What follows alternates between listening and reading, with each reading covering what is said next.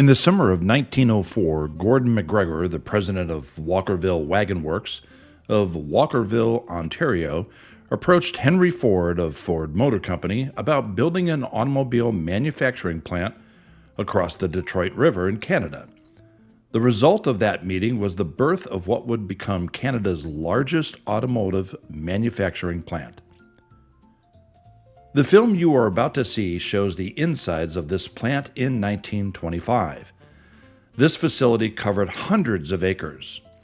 When the factory first opened, it was ideal for the plant to receive its raw materials from the River Rouge plant across the Detroit River. However, by the mid-1920s, most Ford components were being made in Canada using Canadian materials. Like everything Ford did, this plant was big in every way. By 1925, the plant employed just over 5,300 people and was responsible for producing 70% of all automobiles in Canada.